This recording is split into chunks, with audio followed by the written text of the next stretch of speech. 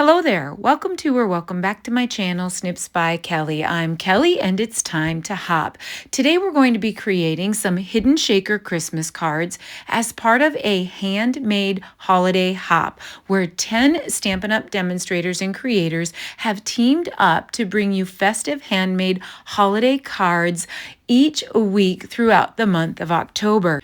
My cards today are going to be inspired by this scrapbook layout that I recently created using Modern Christmas, and it has this large oversized shaker element in it, as well as lots of circle elements, gold hoops, a little bit of black and gold twine, and it's using the Modern Christmas collection, which is just gorgeous. So I think I can take this central pattern where we have the strips running under the circles and create a really beautiful hidden shaker element card.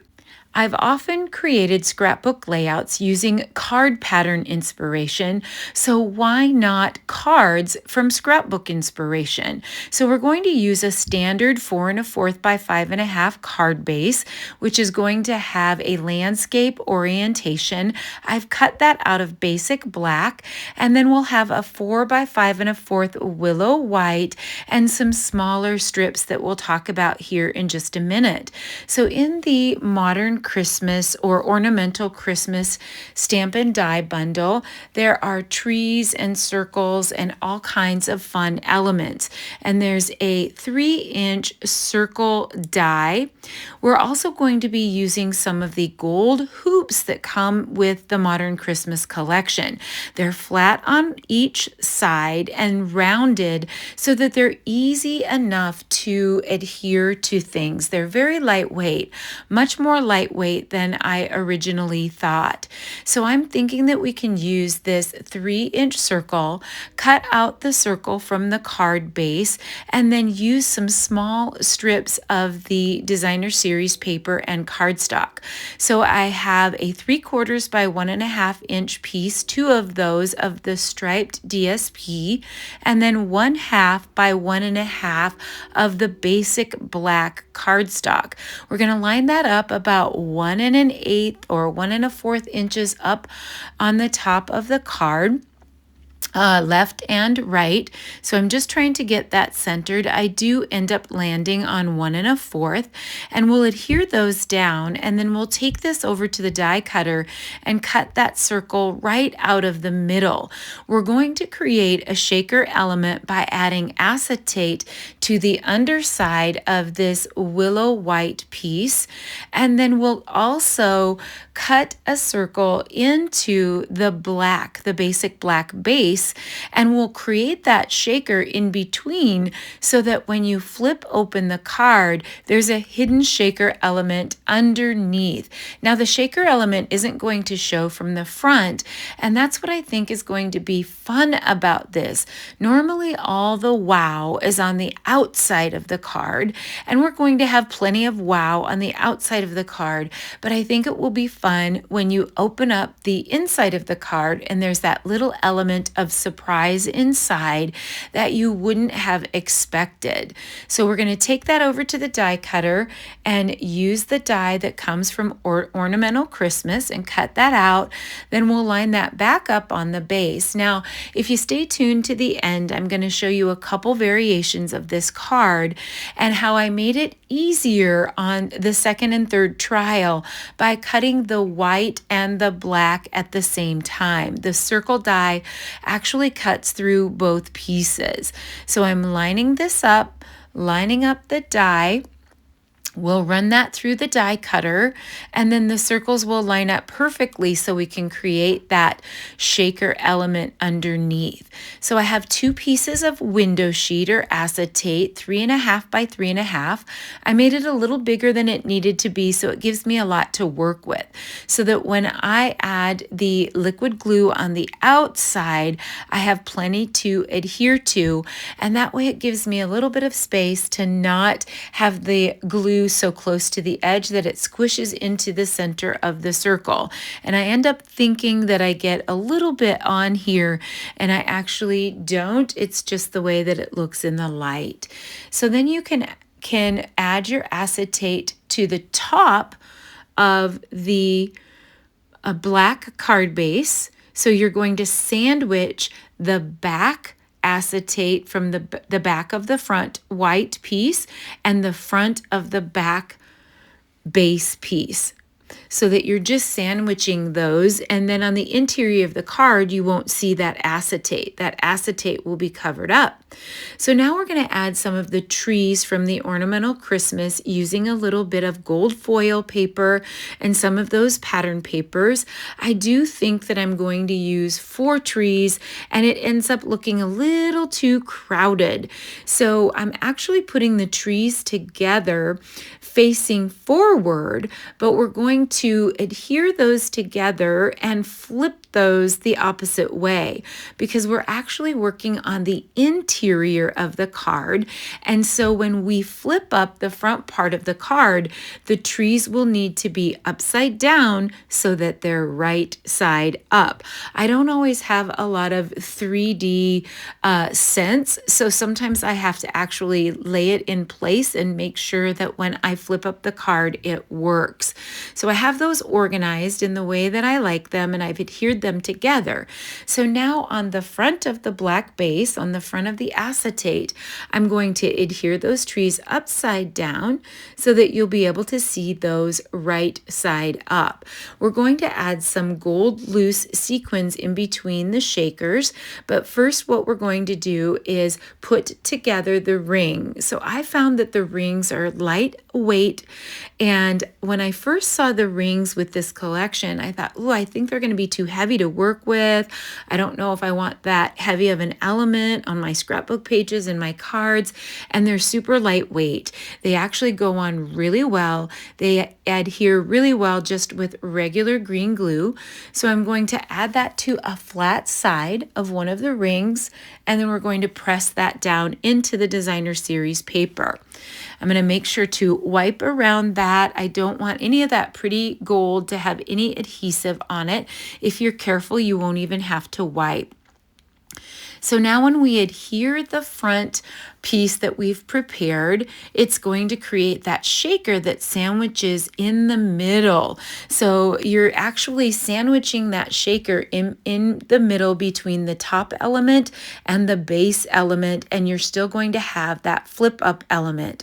So I'm using some of our adhesive strips, and I love them because they're pliable. You can actually form those around a circle. Now this part of the shaker element is going to look pretty ugly, which often the background mechanics do, and we're going to be able to cut off the area where the trees are so that we don't have to fill in that whole shaker element and use a whole container of sequins. If we cut that off a little bit, then we'll only have to add those shaker elements to the upper 3/4 of the shaker circle. We're going to have to even out the rest of the card, so I'm just going to add some strips to the rest of the card base so that all of it will be even when we add the top to it. And again, this is going to look pretty ugly on the back, but don't stress, it's not going to show at all. Then we're going to pull in the shaker sequins. So here's the part that I'm not going to say regret. I like all of the card styles that I made, but I made several more of these. I actually pulled some shaker elements that I had because I wasn't finding my loose shaker elements. So I found a mix of, sometimes when I get to the end of all my sequins, there's just a little bit left of each one. And so I mix a lot of them together. So I have some gold in here, I have some clear in here, I have some little iridescent snowflakes in here, and I do like this, but I end up liking my final answer when I make another prototype that has only gold sequins in them. It's very striking, just like the layout that I showed at the beginning of this tutorial. It's all gold sequins in the middle, and there's something so striking about out those gold sequins mixed in with the black, white, and gold.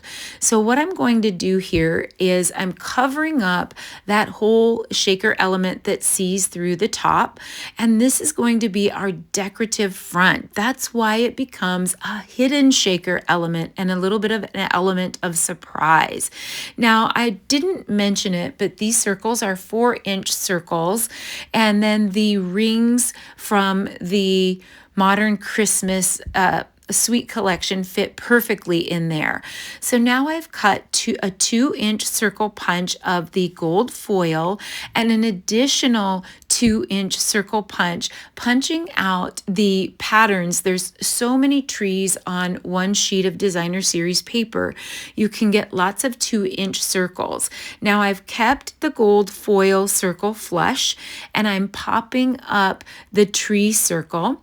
And then I want to just be super simple in the front and very understated, even though the gold really makes it pop. So here's some of that gold and black twine that was included in the Sweet Collection. And I'm going to grab a glue dot, press the tail into the glue dot, wrap around a small circle, a medium circle, and a large circle, and keep coming around and pressing into that glue dot.